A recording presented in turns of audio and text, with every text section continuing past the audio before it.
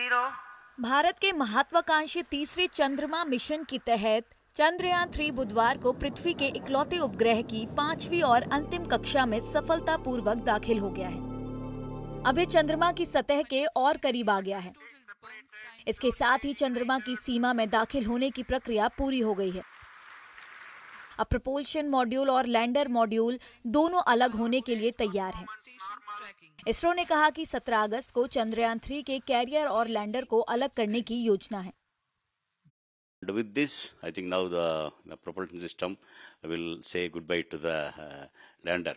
Tomorrow it will separate the lander, and the lander will have its own first initial checkups because many systems, as of now, propulsion system has taken that. But the four thrusters, main thrusters, which will enable the lander to have a smooth and soft landing, secured landing on the lunar surface, that need to be tested, and then it will take its own course to go for the near 100 to 30 kilometer orbit. 14 जुलाई को प्रक्षेपण के बाद चंद्रयान 3 ने 5 अगस्त को चंद्रमा की कक्षा में प्रवेश किया, जिसके बाद ये 6, 9 और 14 अगस्त को चंद्रमा की अगली कक्षाओं में दाखिल हुआ और उसके और करीब पहुंचता गया। चंद्रयान 3 चंद्रमा की सतह पर सुरक्षित लैंडिंग और घूमने की पूरी क्षमता दिखाने के लिए चंद्रयान 2 के बाद का मिशन है। चंद्रयान 3 को चंद्रमा के ध्रुवों पर स्थापित करने का अभियान आगे बढ़ रहा है।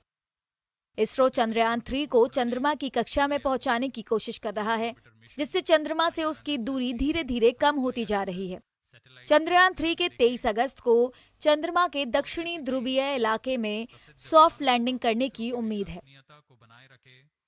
Both Vikram and Pragyan will have a couple of selfies, I think, to start with.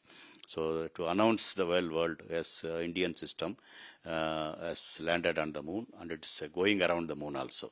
I think that is the initial whole thing. The whole nation, Indians are looking for that. Yes, India has landed, and Indian-made system is moving around in the lunar surface. I think that we will be able to look at possibly August 23rd, if not August 24th, with some processing coming down.